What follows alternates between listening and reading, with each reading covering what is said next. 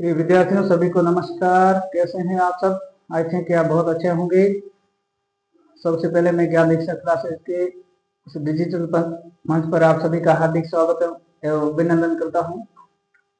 हम पढ़ रहे थे प्रिय विद्यार्थियों इंग्लिश ग्रामर, और इंग्लिश ग्रामर में हमारा जो टॉपिक चल रहा था प्रिय विद्यार्थियों, वो चल रहा था प्रीपोजिशन। ठीक है, प्रीपोजिशन ये टॉपिक चल रहा था। हाँ, प्रीपोजिशन के अंतर्गत हमने बहुत कुछ चीजें पढ़ी थी, यानी काफी पढ़ लिए थे हमने। इन पढ़ लिया था, इन टू पढ़ लिया था, और ऑन, ऑन टू, अपॉन, और अवर और अंडर, ये सारे प्रीपोजिशन हम पढ़ लिए थे। आज हम पढ़ेंगे प्रीपोजिशन प्रिय विद्यार्थियों, वह है अबव। क्या है? वह है अबव। अब आज हम पढ़ेंगे प्रिय विद्यार्थी, वह पढ़ेंगे अबव। अब ध्यान देना, जो अबव प्रीपोजिशन है, ये अबव प्रीपोजिशन प्रिय विद्यार्थियों ऊंचाई के अर्थ में आता है। कैसे? ठीक है ना, ऊंचाई या ऊपर के अर्थ में। ध्यान रखिए, जो ये प्रीपोजिशन है अबव, ये ऊपर के अर्थ में आता है, ऊपर के अर्थ में। ठीक है, लेकिन लंबवत, ऊपर के अर्थ में, लंबवत के अर्थ में हमेशा अबव प्रीपोजिशन आता है। कैसे प्रिय विद्यार्थियों? जैसे आप देखते हैं कई बार, अब गर्मी का सीजन है, समर सीजन के अंतर्गत आप देखेंगे तो कई सारे, क्या लगभग सभी लोग है वो पंखे चलाते हैं। ठीक है ना, तो पंखा है जब प्रिय विद्यार्थियों, पंखा हमारे छत के ऊपर चलता है। ठीक है ना, तो पंखा जब हमारे छत के ऊपर चलता है प्रिय विद्यार्थियों, तो छत में लटका रहता है, और जैसे ही हम नीचे बैठे रहते हैं तो हमारे क्या है, एकदम लंबवत है, लंबवत है लेकिन गतिशील है। ठीक है, गतिशील। गतिशील का मतलब एक गमन होता है, एक गतिशील होता है। गमन में स्थान चेंज होता है, गतिशील में स्थान चेंज होना, गति में स्थान होना चेंज जरूरी नहीं है। ठीक है, ध्यान रखना। तो ये जो फैन है, फैन हमारे सिर के जस्ट ऊपर चल रहा होता है। मतलब यूं कह सकते हैं कि स्वयं गतिशील है मगर स्थान परिवर्तन नहीं होता है। इसलिए हम ऐसी स्थिति में फैन का उल्लेख करने के लिए हमेशा प्रीपोजिशन प्रिय विद्यार्थियों अब यूज लेते हैं। उदाहरण के तौर पर प्रिय विद्यार्थियों, जैसे जैसे उदाहरण के तौर पर हम बात करें तो there is a fan.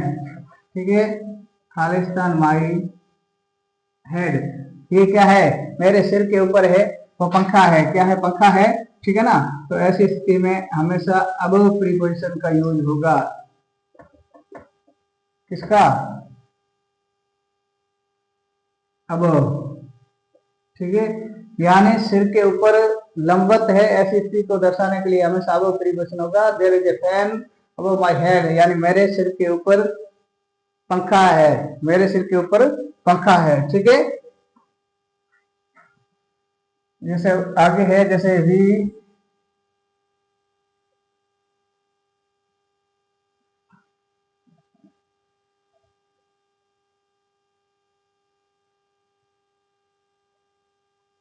Use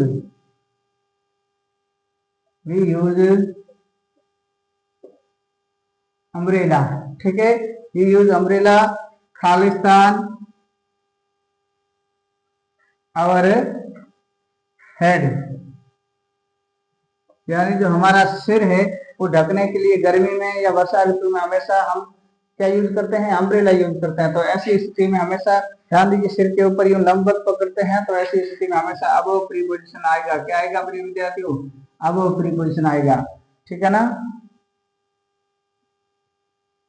यानी सिर के ऊपर छत्ता, चाहे रेनी सीजन हो चाहे हो समर सीजन हो, ऐसी स्थिति में यदि छत्ते का उल्लेख करते हैं तो छत्ता हमेशा ऐसे पकड़े रहते हैं हम सिर के ऊपर से। तो ऐसी स्थिति में प्रिय विद्यार्थी हमेशा हमेशा अबव प्रीपोजिशन का यूज होगा। ध्यान रखना। यहाँ तक किसी विद्यार्थी को कोई डाउट? यानी अबव का मतलब होता है प्रिय विद्यार्थियों के ऊपर। ठीक है ना, के ऊपर के अर्थ में। ठीक है, लेकिन कैसा हो? लंबवत हो। लंबवत हो तो ऐसी स्थिति को दर्शाने के लिए हमेशा अबव प्रीपोजिशन का यूज होगा। हम क्या पढ़ रहे हैं प्रिय विद्यार्थियों? हम पढ़ रहे हैं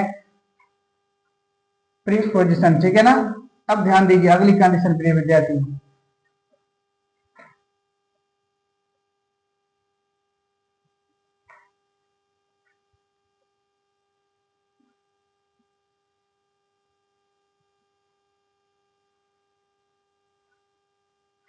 अगला है प्रिय विद्यार्थियों वह है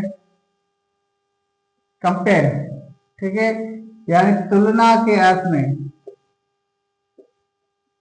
तुलना के अर्थ में ध्यान रखना, या कंपेयर कर रहे हैं किसी से, तुलना कर रहे हैं, तो ऐसी स्थिति हमेशा अबव प्रीपोजिशन का यूज होगा। जैसे कैसे?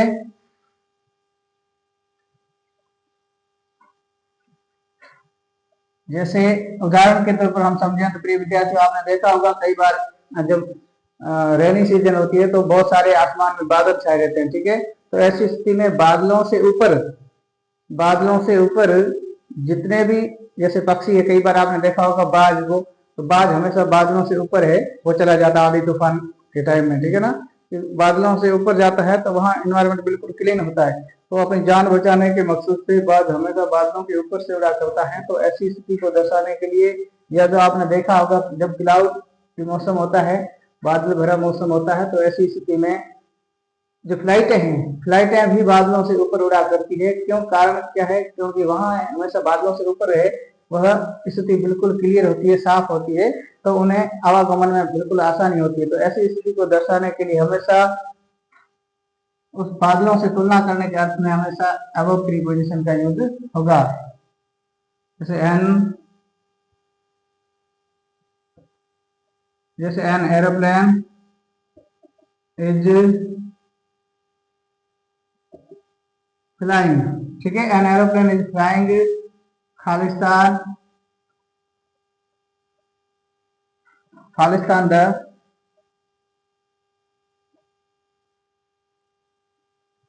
क्लाउड, ठीक है। An aeroplane is flying Khalistan the clouds, यानी एरोप्लेन है वो बादलों के ऊपर से उड़ रहा है, ठीक है। तो ऐसी स्थिति को दर्शाने के लिए प्रिय विद्यार्थियों हमेशा अबव प्रीपोजिशन का यूज होगा। An aeroplane is flying above the cloud, ठीक है, यानी जो हवाई है, हवाई जहाज है, वो हमें बादलों के ऊपर से उड़ रहा है। नीचे से उड़ेगा तो रेनी सीजन के अंतर्गत उसको दुविधा होगी, ठीक है ना। हाँ, तो ऐसी स्थिति में बादलों के ऊपर ही उड़ा करते हैं फ्लाइट और जो बाज है वो, ठीक है।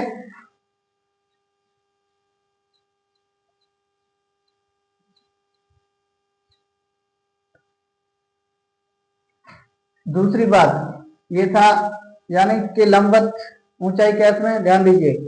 उसके अलावा जैसे आप टेम्परेचर है, तापमान का उल्लेख करते हो कि जैसे आज का टेम्परेचर है वो कल से क्या है, ऊपर है, अबव है, तो ऐसी स्थिति में टेम्परेचर का उल्लेख करने के लिए हमेशा अबव प्रीपोजिशन का यूज होगा, ठीक है। तुलना के अर्थ में, वो भी तुलना कर रहे हैं कल किसे, आज के टेम्परेचर से की तुलना है वो कल से कर रहे हैं, ठीक है ना, यानी कि आज टेम्परेचर है वो कल से क्या है, अधिक है। तो ऐसी स्थिति में हमेशा अबव प्रीपोजिशन यूज होगा। जैसे उदाहरण के तौर पर विद्यार्थियों, टूडेज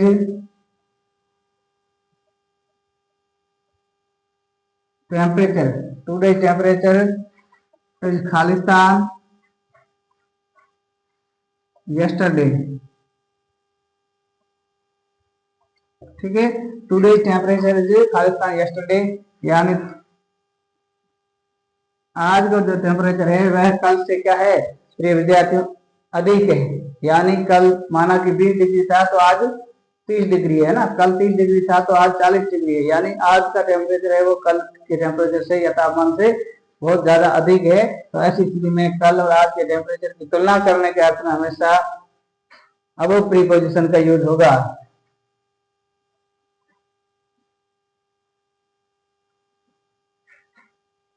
अगला है जैसे द सन राइजेस खालिस्तान द होरिजन। तो सन राइजेस खालिस्तान द होरिजन का मतलब है अबव द हॉरिजन, ठीक है, क्या आएगा, above the sun rises above the horizon. ये द हॉरिजन का मतलब है क्षितिज। आपने देखा होगा जब सूर्य उदय होता है तो सबसे पहले हमें लालिमा दिखाई देती है, ठीक है ना। लालिमा क्यों दिखाई देती है, क्योंकि वो क्षितिज से जैसे ही ऊपर उठ रहा होता है तो उसकी थोड़ी सी चमक है वो हमारे तक पहुंचती है, और उसकी वजह से आप देखते हैं एक प्रभात की वेला में या सूर्य उदय होते समय बहुत अच्छा या नजारा आता है। उसके उपरांत सूर्य अस्त होते हुए भी आप देखोगे सूर्य डूब गया होगा, उसके बाद में भी वहां लालिमा दिखाई दे रही होती है, ठीक है ना। तो the sun rises above the horizon, यानी सूर्य है वह क्षितिज के ऊपर से उदय होता है, ठीक है ना। हाँ, तो आप देख रहे हैं तुलना करने के अर्थ में या के लंबवत के अर्थ में हमेशा अबव प्रीपोजिशन का यूज होता है अपने विद्यार्थी, ठीक है। यहाँ तक किसी विद्यार्थी को डाउट।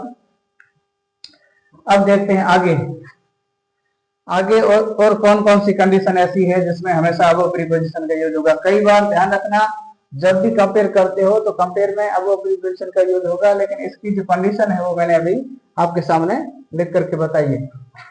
पहले भी हमने पढ़ रहा था अंडर और अवर के मामले में, लेकिन यहाँ अबव है वो रैंक बताने के अर्थ में हमेशा प्रमुख से आता है, ठीक है ना। रैंक बताने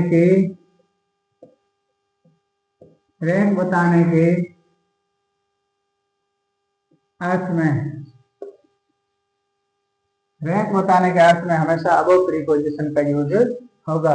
कैसे, अब ध्यान देना, रैंक बताने के अर्थ में अबव का भी होगा लेकिन बिलो का होगा। किसी की रैंक, जैसे मेरी रैंक किसी से नीचे है, ऐसी स्थिति को दर्शाने के लिए हम सब बिलो प्रीपोजिशन आएगा, या मेरी रैंक है वो दूसरे से ऊंची है या बहुत बड़ी है, तो ऐसी स्थिति में हमेशा अबव प्रीपोजिशन का यूज होगा, ठीक है। जैसे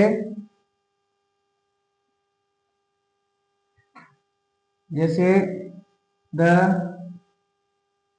हेडमास्टर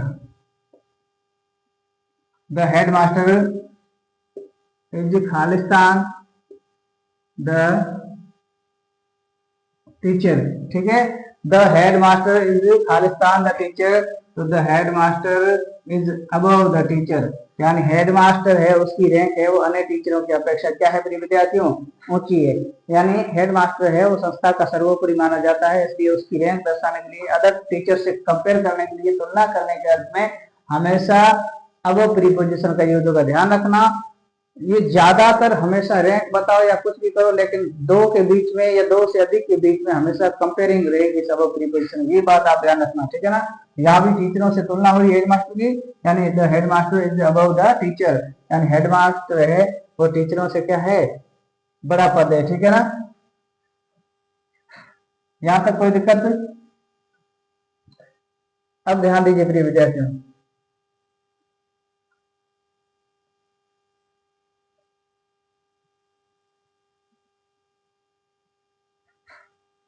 अगला है द मेजर इज खालिस्तान the captain, the major is खालिस्तान the captain in the army, यानी द मेजर इज द खालिस्तान the captain in the army, जो मेजर है वो हमेशा आर्मी में कैप्टन से अबव होता है, ध्यान दीजिए, ठीक है ना। तो ऐसी स्थिति को दर्शाने के लिए हमेशा अबव प्रीपोजिशन का यूज होगा। The major is above the captain in the army, ठीक है ना। मेजर का जो पद है वो हमेशा आर्मी के कैप्टन से थोड़ा ऊंचा होता है, ठीक है ना। तो ऐसी स्थिति को दर्शाने, यानी रैंक दर्शाने के अर्थ में, लेकिन रैंक के साथ साथ में ध्यान रखना यहाँ कंपेयर हो रही है, तो तुलनात्मक अर्थ जितना भी आए वहां हमेशा कंडीशन आए तो तुलनात्मक कंडीशन में हमेशा हमेशा अबव प्रीपोजिशन का यूज होगा। यहाँ तक किसी विद्यार्थी को कोई डाउट, किसी को भी कोई डाउट हो तो मुझे जरूर अवगत कराएं, लेकिन यहाँ डाउट वाली कोई बात नहीं है, जैसा हम बता रहे हैं वैसा वैसा आपको चीजें समझने की कोशिश करना है, ठीक है ना। कंपेयर जहां भी आएगी, ज्यादातर कंपेयर में आपको अबव दे रखा है ऑप्शन में, या तो अबव ही भरेंगे, ऑप्शन नहीं है तो आप अपने विवेक से यहाँ अबव और बिलो भरेंगे। बिलो कैसे भरेंगे, लो किसकी रैंक बता रहा है तो अब बिलो, और अवर बता रहा है, ऊंची बता रहा है तो हमेशा अबव, ठीक है। यहाँ तक किसी विद्यार्थी को कोई डाउट? अब ध्यान देना प्रिय विद्यार्थी, ये था हमारा अबो के ऊपर लंबवत के अर्थ में, ठीक है ना। हाँ, के ऊपर लंबवत के अर्थ में अबो प्रीपोजिशन का यूज होता है। अब ध्यान दीजिए प्रिय विद्यार्थियों, अब क्या ध्यान देना है, अब एक इसके जोड़ीदार एक और है जिसको हम कहते हैं प्रिय विद्यार्थियों बिलो। क्या कहते हैं? बिलो कहते हैं, ठीक है। बिलो का अर्थ होता है प्रिय विद्यार्थियों के नीचे, के नीचे, ठीक है, के नीचे लेकिन लंबवत, के नीचे लेकिन लंबवत के अर्थ में ध्यान रखना, के नीचे लेकिन लंबवत के अर्थ में हमेशा बिलो प्रीपोजिशन का यूज होगा, ठीक है। अब ध्यान देना, इसमें एक प्रमुख बात ये है कि जो लेवल है वो लोअर लेवल, ठीक है ना। लोअर लेवल का मतलब होता है किसी से कंपेयर, तो यहाँ भी कंपेयर भी होगी, हमेशा बिलो और अबव कंपेयर की स्थिति में ही आएंगे। मगर ध्यान देने योग्य ये बात है विद्यार्थियों कि जब भी बिलो लिखेंगे तो लोअर लेवल यानी किसी का लेवल है किसी से नीचे दर्शाने के लिए हमेशा बिलो का प्रयोग होता है, ठीक है ना। तो लोअर लेवल का मतलब नीचे या निम्न स्तर को दर्शाने के लिए हमेशा बिलो प्रीपोजिशन का यूज होगा। अब ध्यान देना, पहला है पहली कंडीशन प्रिय विद्यार्थी, पहली कंडीशन क्या कहती है, जब कोई वस्तु या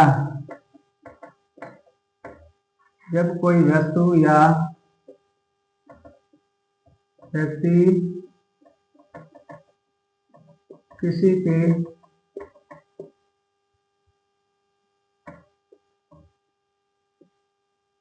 जब कोई वस्तु या व्यक्ति किसी के नीचे स्थित हो, ठीक है, जब कोई वस्तु या व्यक्ति किसी के नीचे विद्यार्थी क्या हो, स्थित हो, ठीक है ना। और दूरी है वो ध्यान रखना, दूरी बिल्कुल कम होनी चाहिए, ठीक है ना। जब कोई वस्तु या व्यक्ति किसी भी वस्तु के नीचे स्थित हो लेकिन दूरी बिल्कुल कम होनी चाहिए, ठीक है ना। ये दूरी है विद्यार्थी ये कम होनी चाहिए, ऐसी स्थिति में बिलो प्रीपोजिशन होगा। दूसरी बात है तुलना करने के अर्थ में हमेशा बिलो प्रीपोजिशन होगा, यानी किसी का निम्न लेवल दर्शाने के लिए हमेशा बिलो प्रीपोजिशन होगा। लेकिन ये बिलो कब होगा, जब वस्तु या व्यक्ति है वह कवर हो, ठीक है। कवर का मतलब होता है प्रिय विद्यार्थियों ढका हुआ, क्या ढका हुआ, यानी जनरली ढकी हुई चीज है, उस ढकी हुई चीज को ढकी हुई चीज तो हो लेकिन आपस में टच नहीं होनी चाहिए, ध्यान रखना, ठीक है ना। जैसे केट है, ठीक है ना, जैसे कोई वस्तु है वो इसके नीचे रखी हुई है, तो ऐसी स्थिति को दर्शाने के लिए हमेशा बिलो प्रीपोजिशन का यूज होगा, ठीक है ना। अब पहला उदाहरण के तौर पर जैसे गेंद है, ठीक है ना, स्पेस बिलो कम होना चाहिए। जैसे कोई गेंद है, आप गेंद कमरे में खेल रहे थे, खेलते खेलते गेंद है आपकी नीचे कोई स्टूल रखा हुआ था या टेबल रखी थी उसके नीचे चली गई, ठीक है ना। तो यानी गेंद है वो आपकी उस स्टूल या टेबल के नीचे है, तो ऐसी स्थिति में स्थिति को दर्शाने के लिए हमेशा बिलो प्रीपोजिशन का यूज होगा। कैसे, द बॉल, कैसे प्रिय विद्यार्थियों, द बॉल इज खालिस्तान द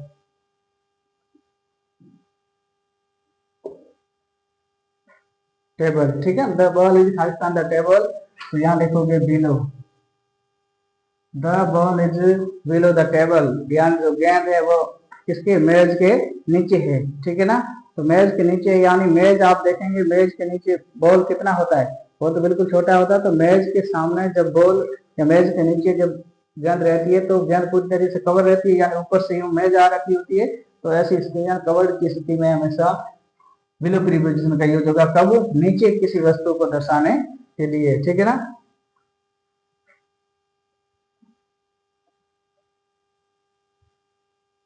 अब दूसरा है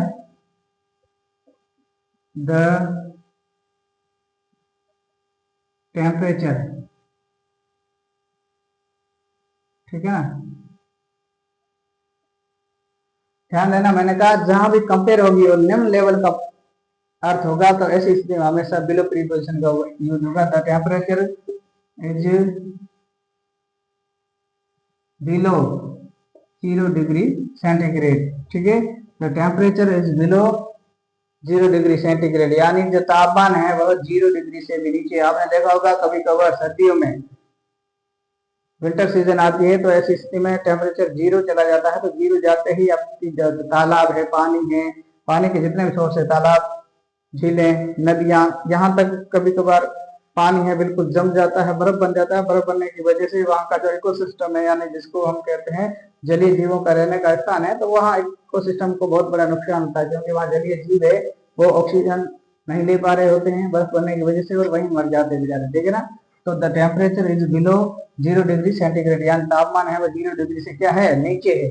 तो ऐसी स्थिति को दर्शाने के लिए हमेशा बिलो प्रीपोजिशन का यूज होगा। मैंने कहा एक तो कंपेयर की स्थिति में बिलो प्रीपोजिशन का यूज होगा, दूसरा किसी वस्तु के नीचे कोई वस्तु स्थित है और संपर्क में, टच में नहीं है लेकिन पूरा कवर किए हुए हैं, तो ऐसी स्थिति को दर्शाने के लिए हमेशा बिलो प्रीपोजिशन का यूज होगा प्रिय विद्यार्थी। यहाँ तक किसी को डाउट? यहाँ तक कोई डाउट नहीं। अगला प्रिय विद्यार्थियों वह है रूल्स, वह है प्रिय विद्यार्थियों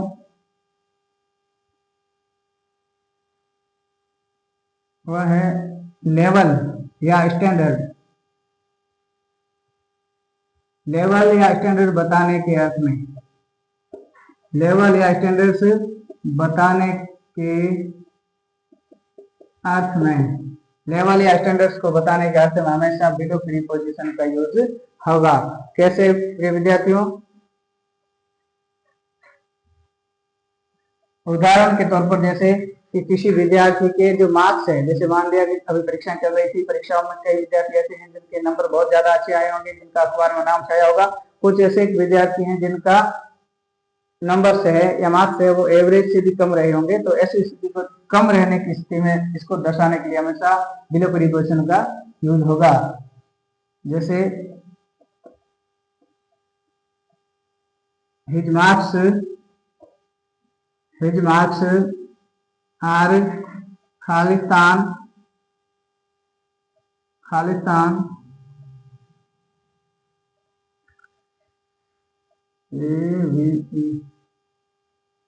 एवरेज। ठीक है, हिज मार्क्स आर बिलो, ठीक है, एवरेज, यानी उसके मार्क्स है या उसके प्राप्तांक है वह सामान्य से या औसत से भी बिल्कुल कम है। ठीक है ना, तो his marks are below average, यानी उसके जो मार्क्स है वह औसत से भी कम है। तो ऐसी स्थिति को मैंने कहा तुलना के अर्थ में हमेशा तुलना होगी या निम्न लेवल दर्शाने के लिए इस बिलो प्रीपोजिशन का यूज होता है। तो एवरेज से उसके कम है, इस लेवल को दर्शाने के लिए हमेशा बिलो प्रीपोजिशन का यूज होता है। ठीक है,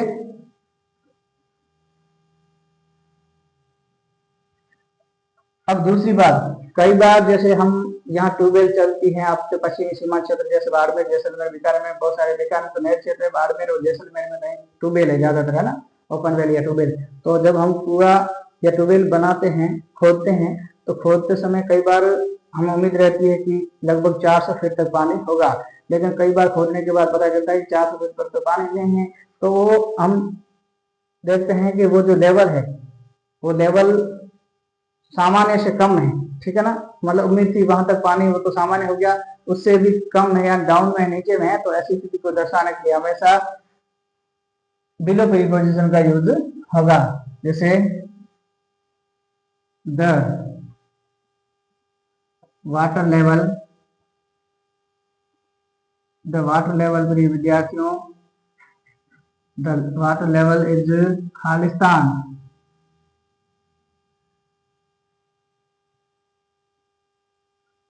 नॉर्मल। ठीक है, the water level is Khalistan normal. तो यहाँ आएगा प्रिय विद्यार्थियों below, water level is below normal, यानी वाटर लेवल है वो सामान्य से, प्रिय विद्यार्थियों क्या है, सामान्य से भी कम है। यानी जहां तक उम्मीद थी हमें कि वाटर पानी है इस लेवल तक या इतने फीट तक होगा, लेकिन उस फीट पर पानी नहीं पाएगा। ऐसी स्थिति को दर्शाने के लिए हमेशा बिलो प्रीपोजिशन का यूज होगा। The water level is below normal. ठीक है, यानी पानी का जो स्तर है वह प्रिय विद्यार्थियों सामान्य से भी क्या है, कम है या नीचा है। ठीक है, तो ऐसी स्थिति को दर्शाने के लिए हमेशा बिलो प्रीपोजिशन का यूज होगा। अगला प्रिय विद्यार्थी, हमने जैसे पढ़ा था रैंक या पद दर्शाने के लिए, ठीक है, तो यहाँ भी उसमें पढ़ा था अबोव में, तो यहाँ भी रैंक या पोजीशन दर्शाने के लिए, रैंक या पोजीशन दर्शाने के अर्थ में, ठीक है, किसी की रैंक ऊपर दर्शा रहे थे तो अबोव आ रहा था, और यहाँ रैंक के प्रिय विद्यार्थी वो किसी की नीचे दर्शाएंगे तो निम्न स्तर दर्शाने के लिए हमेशा बिलो प्रीपोजिशन का यूज होगा प्रिय विद्यार्थियों। जैसे उदाहरण के तौर पर, ठीक है, रैंक या पोजीशन दर्शाने के लिए, लेकिन ध्यान रखना ये डाउन डाउन लेवल, ठीक है, ये लेवल है उसका डाउन या निम्न दर्शाने के अर्थ में हमेशा बिलो प्रीपोजिशन का यूज होगा। कैसे उदाहरण प्रिय विद्यार्थियों, जैसे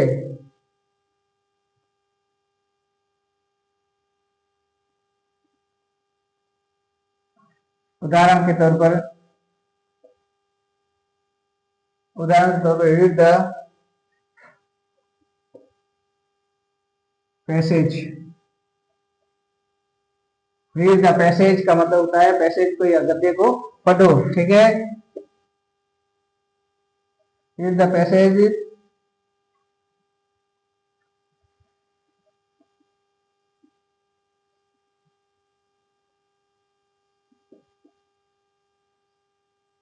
खालिस्तान बिलो, ठीक है। Read the passage given Khalistan, ठीक है, यानी नीचे दिए गए गद्यांश को पढ़ो। तो ऐसी स्थिति में हमेशा नीचे की स्थिति को दर्शाने के अर्थ में या रैंक या पोजीशन दर्शाने के अर्थ में हमेशा बिलो प्रीपोजिशन का यूज होगा, ठीक है। दूसरा है प्रिय विद्यार्थियों, सी द आंसर, ठीक है, see the answer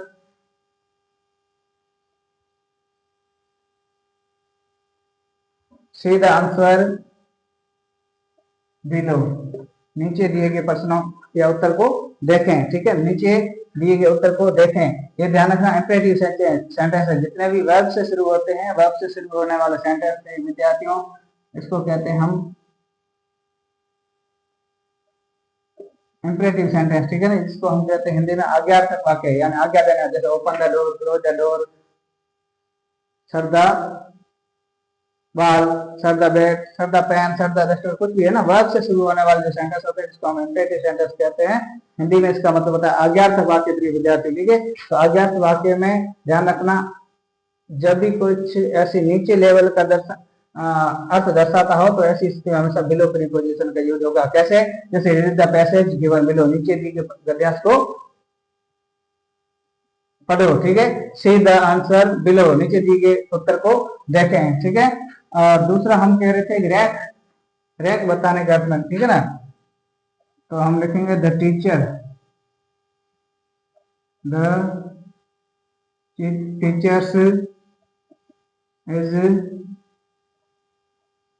below the headmaster, ठीक है। जो टीचर्स है उसकी रैंक है वो हेडमास्टर से या जो प्रधान अध्यापक है उससे क्या है, कम है, ठीक है ना। यानी the teacher is below the headmaster, यानी जो अनेक गुरुजी है वो शिक्षक के सामने वो हेडमास्टर से क्या है, छोटे लेवल के है, या मास्टर की जो रैंक है वो टीचरों से बड़ी है और टीचरों की रैंक है वो हेडमास्टर से क्या है, छोटी है। यानी हेडमास्टर से टीचरों की तुलना की जा रही है। रैंक बताने के अर्थ में या कंपेयरिंग के अर्थ में हमेशा बिलो प्रीपोजिशन का योग है। कब, जब निम्न लेवल दर्शा रहे हो, ठीक है ना, यानी किसी का लेवल है, किसी का स्टैंडर्ड है, किसी की रैंक है, किसी से तुलना करके उससे नीचे दर्शाते हो, तो ऐसी स्थिति में बिलो प्रीपोजिशन का यूज होगा। The teachers is below the headmaster, the teachers are, यहाँ हेल्पिंग और आर आएगी, हाँ, the teachers are below the headmaster, यानी शिक्षक है वो हेडमास्टर से क्या है, कम लेवल के होते हैं, ठीक है।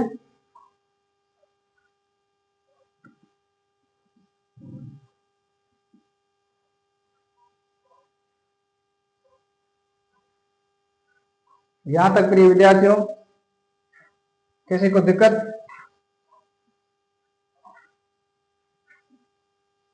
ठीक है।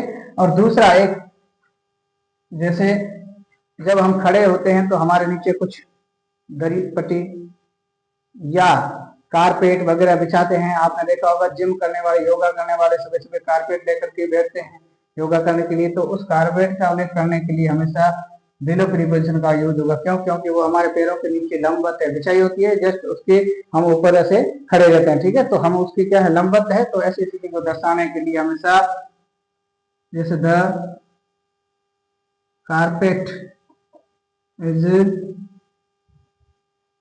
Below my feet. ठीक है, जो कारपेट है वो मेरे पैरों के नीचे स्थित है। तो ऐसी स्थिति को दर्शाने के लिए हमेशा बिलो प्रीपोजिशन का यूज होगा प्रिय विद्यार्थी। किसका? बिलो प्रीपोजिशन का यूज होगा। यहां तक किसी विद्यार्थी को डाउट? यहां तक किसी को डाउट नहीं? और ये हमने पढ़ लिया रैंक दर्शाने के अर्थ में, जैसे the teachers are below the headmaster. ठीक है ना, जो टीचर्स है वो हेडमास्टर से क्या है, नीचे है। तो ये, और दूसरा था यहाँ जैसे हमने the read the passage given below. ठीक है ना, तो ऐसी स्थिति को आप लिखोगे कि नीचे पंक्तियां या नीचे दिए गए लेख को दर्शाने के लिए हमेशा बिलो प्रीपोजिशन का यूज होगा। ठीक है ना, ये रैंक के साथ में हमने लिख लिया। लेकिन यहाँ एक लाइन बनेगी कि read the passage given below, यानी नीचे दिए गए पद्यांश को देखो या गद्यांश को देखो। तो ऐसी स्थिति में हमेशा नीचे लिखी हुई पंक्तियां, नीचे लिखा हुआ लेख, उसको दर्शाने के लिए हमेशा बिलो प्रीपोजिशन का यूज होगा। यहाँ तक किसी विद्यार्थी को कोई डाउट हो तो मुझे बताइए। ये था हमने आज पढ़ा प्रिय विद्यार्थियों। एक तो अब दूसरा पढ़ा प्रिय विद्यार्थी, वो पढ़ा बिलो। अंडर पढ़ चुके हैं, अवर पढ़ चुके हैं। ये तो हम कई चीजें हम पढ़ चुके हैं। अब हमारा जो प्रीपोजिशन टॉपिक है उसमें से कुछ प्रीपोजिशन बचे हैं। फिर आगे हम जैसे जैसे आगे बढ़ेंगे प्रिय विद्यार्थियों, तो प्रीपोजिशन अब हमारे 5-6 दिन में पूरे हो जाएंगे। ठीक है, ठीक उसके बाद में एक नया टॉपिक लेंगे, तो क्या लेंगे आगे हम देखेंगे। ठीक है ना, तो आज प्रिय विद्यार्थियों एक तो अबव और दूसरा बिलो, ये दो प्रीपोजिशन आज पूरे हो गए हैं। ठीक है, यहां तक किसी को डाउट? कहीं भी डाउट हो तो मुझे बताइए, नहीं तो हम कल नया प्रीपोजिशन शुरू करेंगे, वो होगा फ्रॉम। ठीक है ना, कल हम पढ़ेंगे पूरा पूरा फ्रॉम प्रीपोजिशन है। ये कई बार परीक्षा में पूछा जाता है, परीक्षा की दृष्टि से, एग्जाम की दृष्टि से ये इंपॉर्टेंट है। दूसरी खास बात यह है कि फ्रॉम जो प्रीपोजिशन है इसके बहुत सारे यूजेज, यानी ये लंबा प्रीपोजिशन है। कल हम लगभग एक फ्रॉम है वही पढ़ पाएंगे। ठीक है, हाँ, फ्रॉम और जो ऑफ है, ये दो प्रीपोजिशन बहुत काफी बड़े प्रीपोजिशन है। यहां तक किसी को डाउट?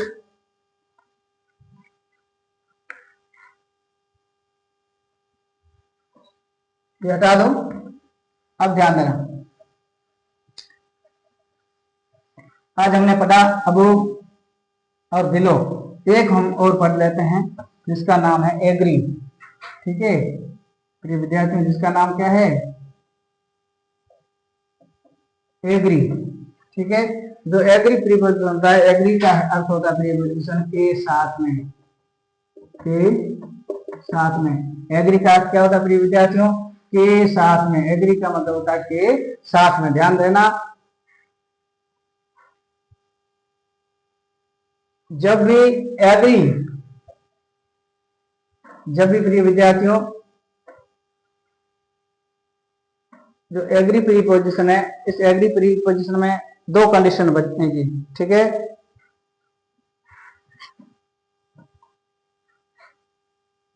इस एग्री खालिस्तान, और खालिस्तान के बाद में प्रिय विद्यार्थियों आ जाए क्या,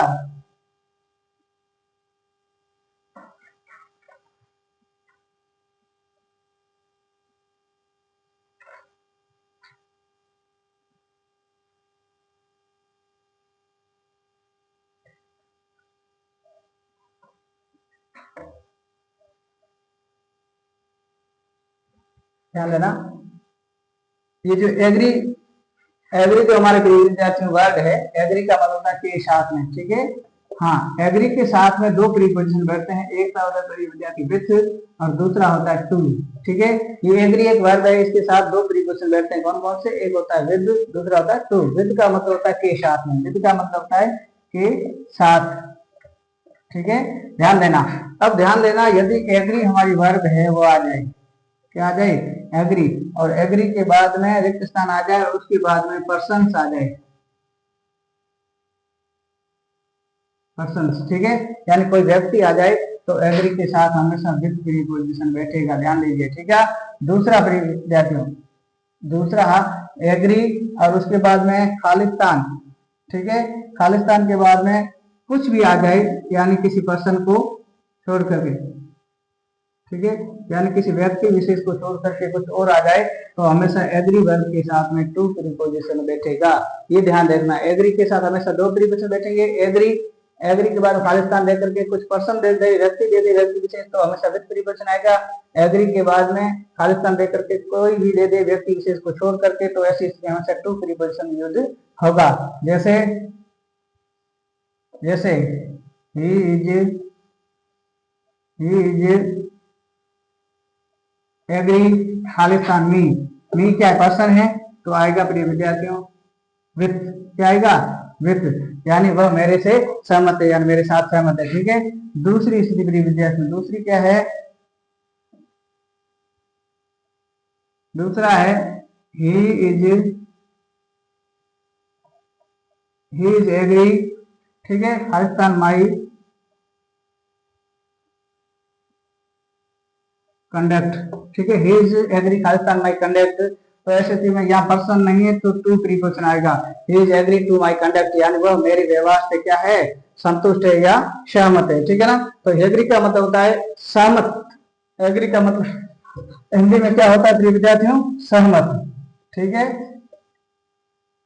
हाँ, एग्री का मतलब होता है सहमत, और ऐसी स्थिति में एग्री के साथ हमेशा दो प्रीपोजिशन होते हैं, एक होता है विथ और दूसरा होता है टू। एग्री, एग्री के बाद खालिस्तान देकर के कोई पर्सन दे दे तो विथ प्रीपोजिशन आएगा, विथ का मतलब के साथ, एग्री के बाद रिक्त स्थान देकर के पर्सन को छोड़ करके कुछ भी दे दे तो ऐसी स्थिति में हमेशा टू प्रीपोजिशन आएगा। उदाहरण के तौर पर ही इज एग्री खालिस्तान मी, मी क्या है, एक पर्सन है, यानी व्यक्ति के साथ में हमेशा विथ प्रीपोजिशन आएगा।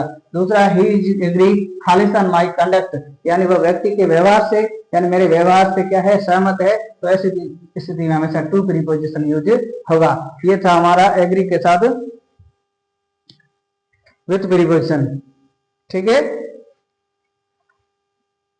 यहां तक किसी को दिक्कत,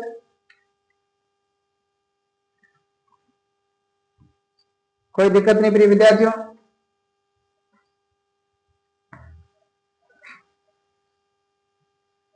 अब ध्यान दीजिए, आज जो क्लास में हमने पढ़ा अबोव, अबोव के बाद में पढ़ा प्रिय विद्यार्थियों बिलो। अब और बिलो में से किसी विद्यार्थी को कोई डाउट हो तो मुझे बताएं। उसके साथ साथ में हमने एग्री के साथ दो प्रीपोजिशन बैठने वाला एक कंडीशन थी, उसको भी हमने साथ में पढ़ लिया थोड़ा बहुत। और अब जब भी आगे विथ, अमंग, अमंगस्ट, बिटवीन, ये सारी आगे पढ़ेंगे तो इसका विस्तृत रूप से हम चर्चा करेंगे। आज की क्लास में बस इतना ही, जितना समझाया जितना पढ़ाया उतना घर जा करके पढ़ा करो, और क्लास को ज्यादा से ज्यादा लाइक करो, शेयर करो, वीडियो को अंत तक देखा करो, और ज्यादा से ज्यादा बच्चों तक ये पहुंचाने का प्रयास करें ताकि हम कम समय में अधिक बच्चों तक पहुंच सकें। ये टॉपिक है आपके ये एग्जाम की दृष्टि से, कॉम्पिटेटिव एग्जाम की दृष्टि से बहुत इंपॉर्टेंट है। उसके अलावा आपके यहाँ क्लासों, बोर्ड की क्लासों में भी प्रीपोजिशन के बारे में कभी पूछा जाता है, ठीक है ना। तो इसको आप ग्रामर है ये छठी से लेकर के कॉम्पिटिशन तक की, इसको आप बेहतरीन ढंग से पढ़ें और पढ़ करके आगे से आगे बच्चों को शेयर जरूर करें। उसके साथ साथ में कई बार कई बच्चों के कमेंट ये आ रहे हैं कि सर मैं अंग्रेजी कैसे पढ़ना है, तो अंग्रेजी की जो हमारा चैनल है, चैनल पर प्ले लिस्ट में आप जाकर के सीरियल वाइज इंग्लिश की 1 नंबर क्लासेस स्टार्ट होती है और सीरियल वाइज क्लासेस देखें। पहली क्लास में सारा बेसिक कॉन्सेप्ट ऑफ इंग्लिश में बताया गया है कि इंग्लिश सीखने के लिए आपको किन किन स्टेपों से गुजरना होगा। वहां जाकर के वीडियो पूरे देखें और कंटिन्यू वीडियो पूरे देखें, स्किप ना करें। पूरे देखोगे तो सारी चीजें समझ में आएगी अंग्रेजी सीखने के लिए किन किन स्टेपों से गुजरना होगा, ठीक है। तो आज की क्लास में इतना ही, मिलते हैं अगली क्लास में। आज तब तक के लिए धन्यवाद।